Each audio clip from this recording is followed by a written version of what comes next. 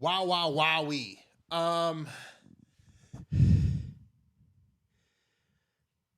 You can't say he didn't do it right. Not only did he not do it right, but he did it like perfect. When you think of like Norm Macdonald or Louis C.K. or Chris Rock, God, Chris Rock.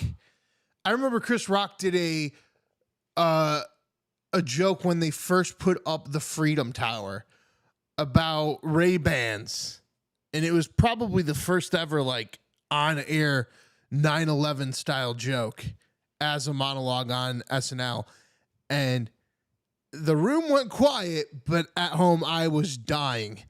And there were moments of this monologue that I felt the same, but it was also a tender monologue.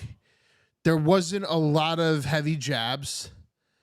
The jabs that were there were, built on the lightheartedness of like the fact that he's a culturally leftist LA show. It was like a light pillow though. It was like, look, remember, we hate Ted Cruz. Light pillow. Like there wasn't a lot of bashing in that. Free speech was the center of it.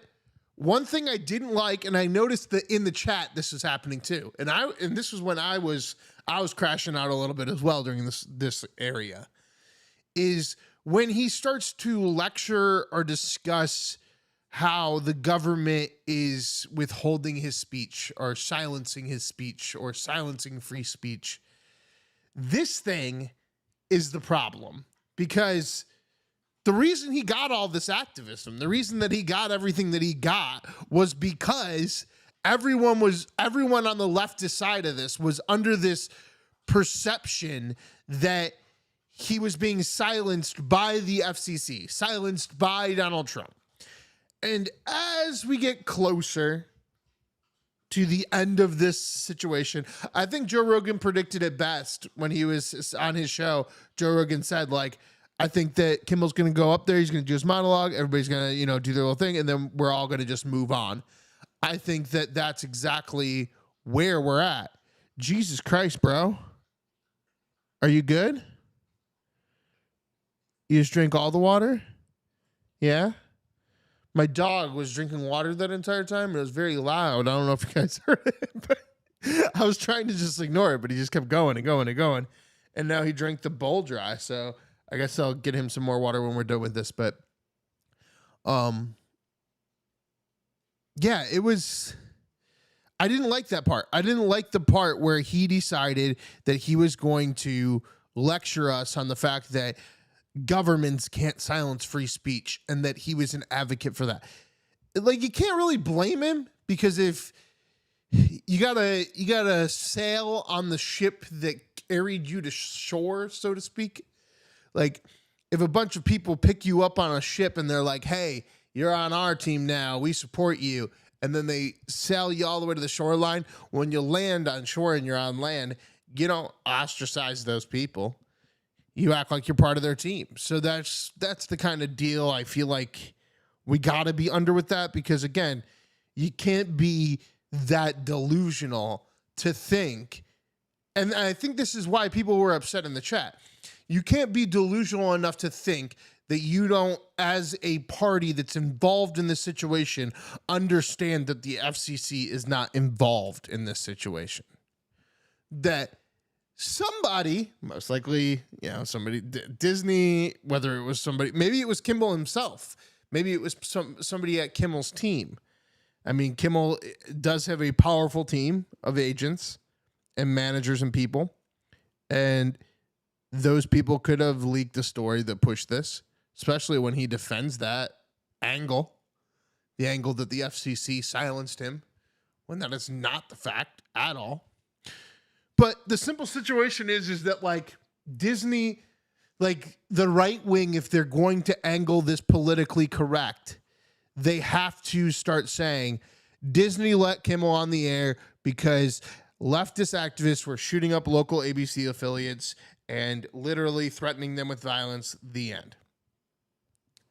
But that narrative doesn't really stick anymore when Kimmel's monologue was what it was. Because at the end of the day, fundamentally, what, you going to get up here? Okay. All right, buddy.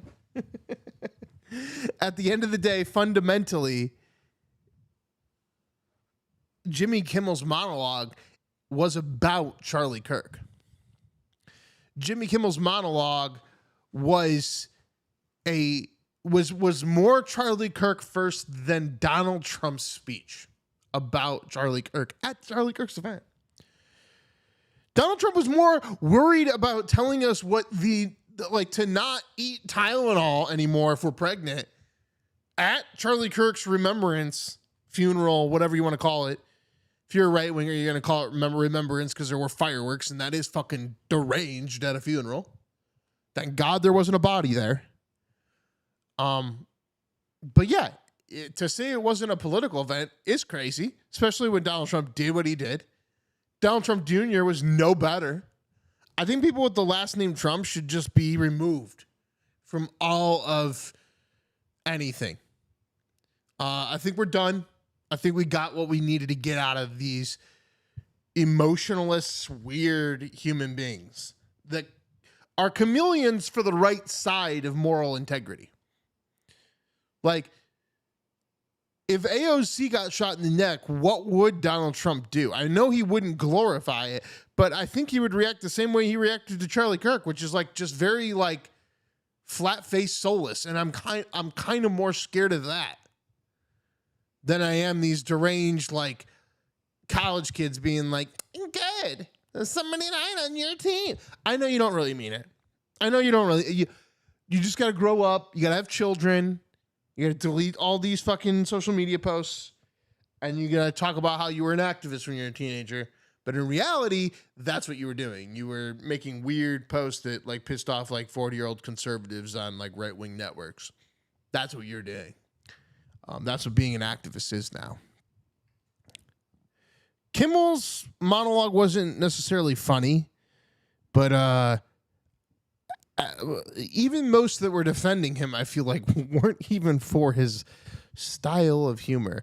Something that I noticed is during the whole Kimmel defense, there were a lot of people defending Kimmel in the community of comedy and in the community of politics for free speech, libertarians or just comedic free speech people. Coming to his defense and then also stating they didn't know the individual, never met him, or are not close to him, including Joe Rogan. To which I asked then, who is close to him? And why were they not speaking out? Were they the people that wrote this ACLU letter, these 400 actors? It's just weird. It makes me think that Jimmy Kimmel's people were the people that were behind the campaign to make this a free speech thing, to make it FCC.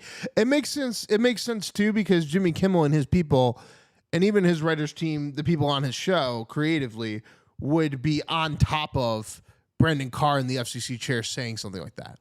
So Kimmel gets pulled off the air. 15 minutes later, a producer from the Kimmel show is like, "Did you see the FCC chair said this thing on this podcast?"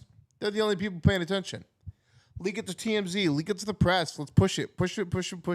Especially when Jimmy Kimmel's monologue, the only problem he had, the only thing that people were upset with, especially on the right side of it, was in the middle chunk. When he, like in a deranged sense of lunacy, thinks that he was attacked by the government. He knows that Bob Argart fired him. He knows that Nexstar and Sinclair are still not showing the program. He knows that when he states on his monologue, best ratings ever, it really isn't, because 20% of the average audience, average cable space, isn't even watching it. So you can have like the day after things, which is what we're going to hear. Tomorrow we're going to get a lot of like record numbers from different either third-party affiliates or Disney, Hulu themselves, about 24-hour numbers and aftermarket numbers and digital numbers. These are things that aren't regulated. If it's not a regulated Nielsen rating from the regular television Nielsen ratings, I'm very skeptical. And even digital Nielsen ratings, I'm skeptical of right now, because it's hard for Nielsen to not be manipulated by the systems of these digital providers. As somebody that's worked in and out with Amazon, Netflix, Tubi, Plex, the information is not there, nor do they want to provide it. And we could get into let's get into it. The whole complexities of the fact that the last SAG-AFTRA contract was specifically about AI, but the number one issue was about royalties and about gaining extra royalties for popular shows, to which Amazon and these other digital providers created this scheme, the same scheme they provided me as a digital creator called the STAR system, in which like popular programs, to their discretion, nobody's asking what popular program means. Every actor, all 12,000 members of SAG-AFTRA just said okay to this. Popular programs get a bonus. So if you're part of Friends, or if they think you're part of Friends, so if you're part of like a Lord of the Rings show that nobody watched, that everybody hated, and that nobody's ever going to talk about, but they put a bunch of money into, they can treat it like it's Friends, and then give you bonuses like you were on Friends, like you were on a high-rated program. And they can even call it a high-rated program and say you're on the top tier, and do whatever they want because they're manipulating the entire system. And from my perspective, I mean, I do trust Nielsen, always have, as a producer and as somebody that is paid for advertisement myself. But the one thing with Nielsen with this is like, what information are the providers willing to give them? What information is Disney Plus and Hulu, or Disney, pejoratively speaking, willing to give Nielsen for these digital ratings? Netflix has released digital ratings over and over again, and most of them are just like, and the number one program is, or in the world, 330 million people watch this thing in this 90 days. Just some like random digital statistics with numbers. And again, we don't know because there's no third parties like vetting these things, going through them, making sure that they're correct. There's no Nielsen box tops going through. I think actually Nielsen was using digital box top for their thing. But again, like, that's tough because like, who's the provider? If it's Roku, it's Amazon predominant. If it's Apple, it's going to be fucking Netflix predominant, and Apple predominant, and Apple Plus predominant. Like, whatever your device is that you're hooking this Nielsen digital provider up to, there's a predominant provider that is offering premium program from the second you turn on the TV, enticing you to watch that programming over other programming. Now, not to say that like if you add up the amount of numbers that those people are watching, that you can't get an accurate number, but it's a lot tougher than like just going to cable providers and doing what they used to do. Again, only complaint with the monologue at all was that middle chunk, and you can't really complain. You'll hear me shut the fuck up about it. Because I'm somebody that is very thankful that I live in America, where I'm able to broadcast this third party, where I'm able to watch this with friends, where we're all able to watch this monologue online, and that this person is able to have a activist, like, you know, whatever thing, push their agenda to get them back online. I agree with that because I think everybody should have that. I think that Roseanne should have that. I think Shane Gill should have that. I think everybody should have that. There's a problem when, again, like, this is something I've talked about over and over again, when they're like, why are we advocating for Jimmy Fallon to be on the air on ABC where you can't say bitch, cunt, shit, tit, faggot, all that stuff? And we're all aware of all these different rules for the 5 networks. And we're like, he needs to be on there because of free speech. Because he should be able to say whatever he wants on their free speech.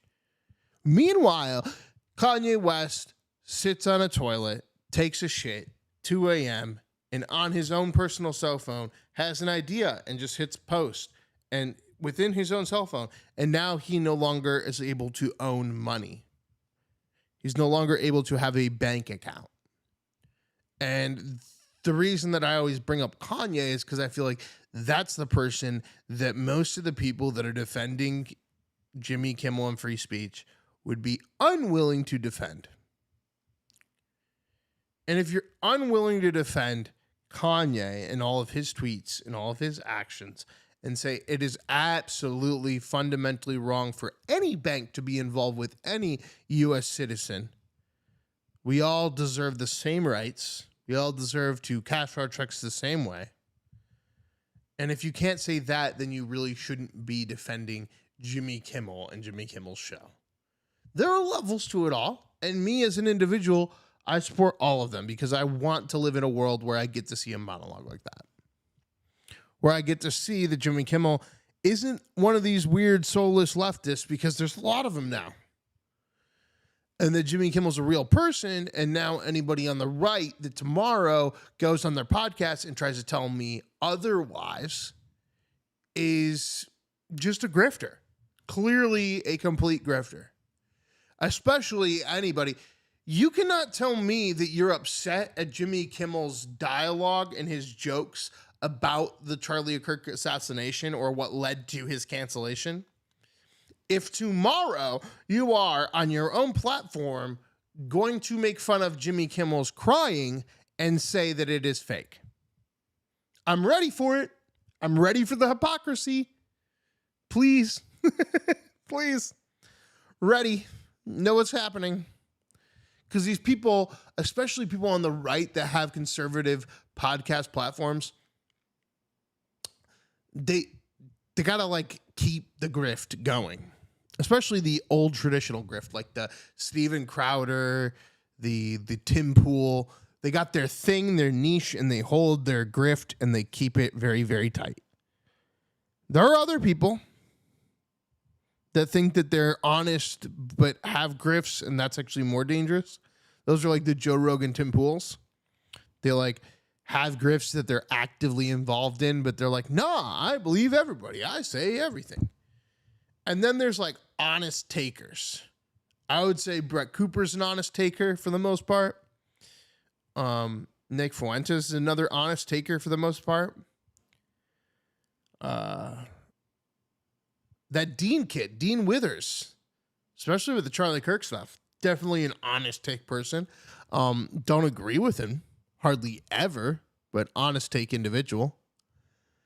Wow. I mean, the top of the monologue was decent, was solid, got you laughing, did the little Ted Cruz joke, got you feeling good. The middle pushed a few buttons, makes you think. Makes me like my end theory, because I don't want to waste more time on this. I think that it's just like what Joe Rogan said. We got to just move on. I think Brendan Carr and the FCC are fucking idiots for saying anything, and he should shut his mouth and keep his job. Hope he does. Because, again, looking for people to blame on the administration, we got 3 of them now.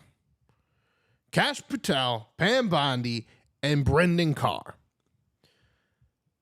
I mean, I think Kash Patel looks like the biggest idiot. I would like to get rid of him the most because I just don't like his face. I think Pam Bondi deserves it probably the most. Like, Pam Bondi is an active lawyer who is apparently the lawyer for the United States government. For all of us, she is the lawyer of America. And she went up and said, hate speech isn't free speech. No, actually, ma'am, that's directly that line has been defined by the Supreme Court. And you learned in law school that is not the case. From the 90s, please. It's like one of the broadest, simplest concepts. It's like saying 2 + 2 = 7 is what she just went up there and said as a lawyer. Hate speech isn't protected speech. Yeah, hate speech is free speech. You're allowed to hate people. You're allowed to hate people as long as you don't cause violence or harm to those individuals. You're allowed to hate them. And as I said in my earlier podcast, I think comments like the ones from Kamala Harris on her book tour this week are probably the worst, because those comments are comments like, Donald Trump is a dictator. Well, what is a dictator? We all know what a dictator needs, what needs to be done to a dictator. You get rid of a dictator. You overthrow a dictator. You eliminate dictators. Historically, that's what you do to dictators. So you are insinuating that if a free and fairly elected democratically elected president is a dictator, you are asking for an overthrow. You are asking to cause bodily harm to that individual. We should lock up Kamala Harris. Think nobody would probably have a problem with that. Free speech, Jimmy Kimmel every single day. Lock up Kamala Harris. Right? Can we just... When they ask her why she's locked up, we just go, well, you lost the election. Next time, be a winner. Next time, show up. Next time, don't pick a fucking dad from Minnesota. You see her scrambling over like the whole gay thing. She's like, I would have picked Pete, but and then Rachel Maddow was like, well, I'm gay. So like, what do you mean by that? And she's like, I didn't mean it. Jimmy Kimmel. The end of the monologue is the thing we need to remember. We have to remember that, we are American and Jimmy Kimmel is one of us. He is truly one of us. Even if he's married to Sarah Silverman, or was. Remember, he got rid of her.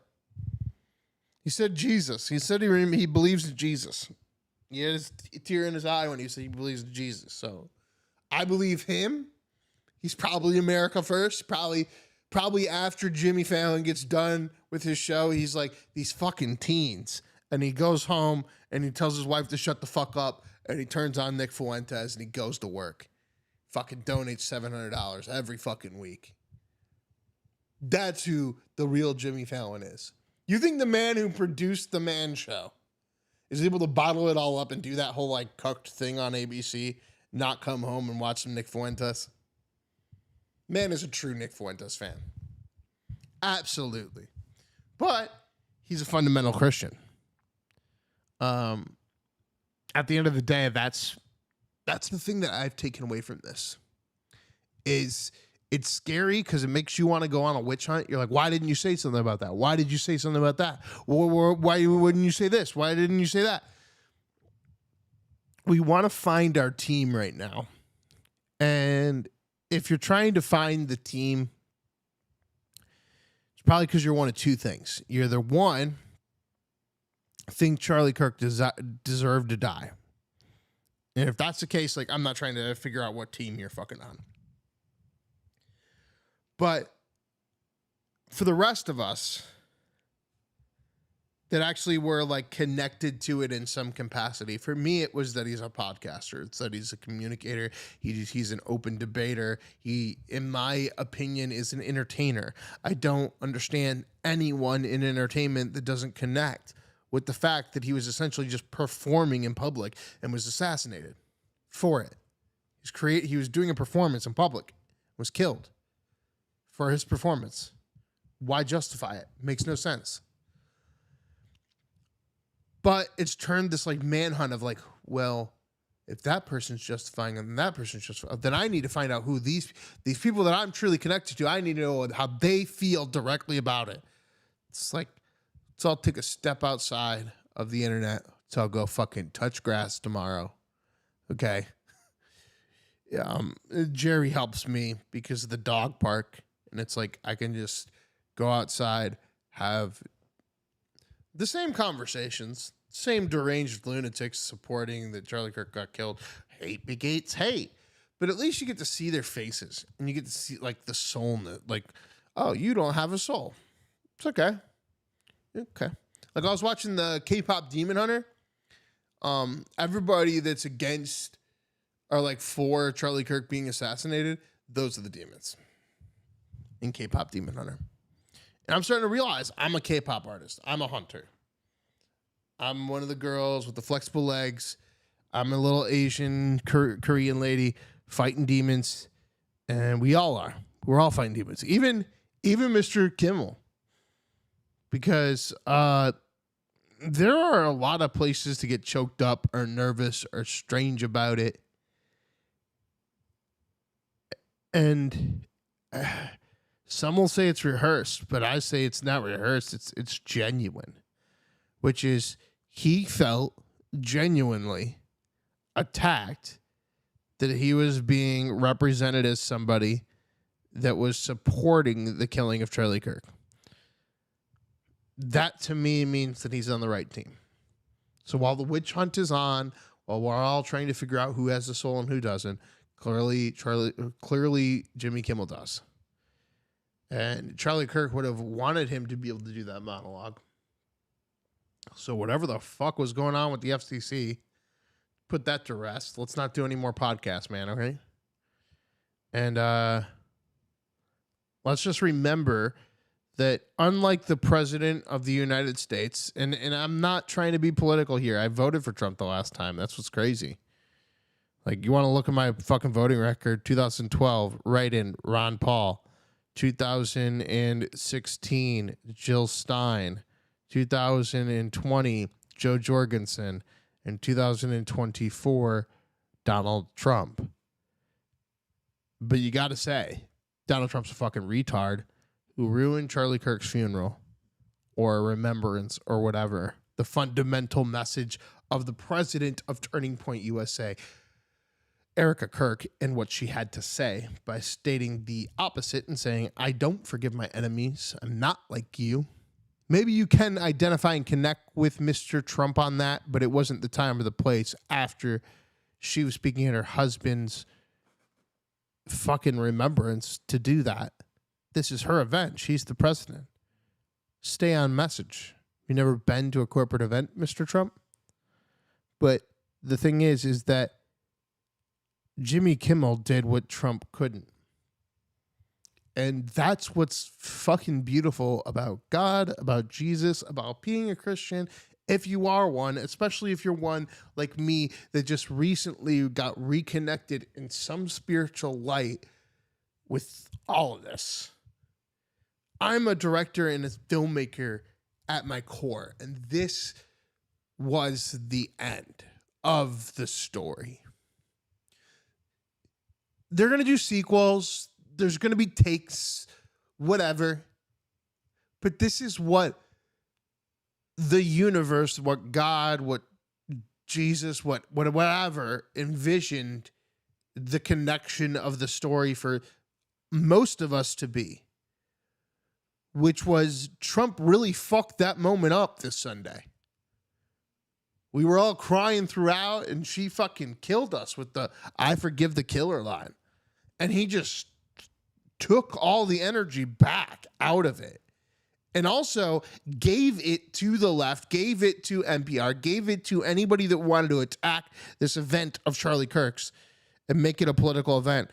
And gave them all the fuel they possibly could. And I find it insanely ironic that whether you're a lefty wokey that thinks that the FCC stopped them, or you're a righty that's like, good, cancel him, whatever, it doesn't matter, and fuck him. Jimmy Kimmel did what Donald Trump could not, which was put a closing button on the fundamental message of Mr. Charlie Kirk.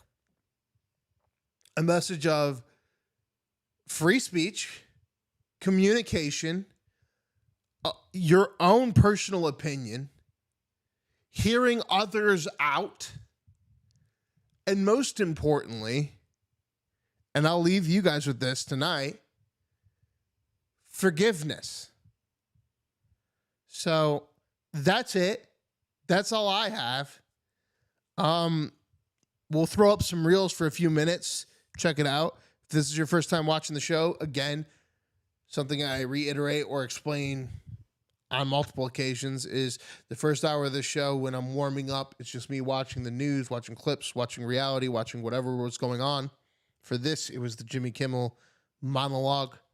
And then cover the news. No news is news. So we have the commentary. We talk about it. And then I go back into the chat with you as we cover the one algorithm of the three short viral video algorithms, TikTok, YouTube Shorts, and Instagram. Instagram being the one with no censorship because it's under the same community guidelines, notes situation as Twitter. So it gives us kind of an open access door to what America is thinking at the time.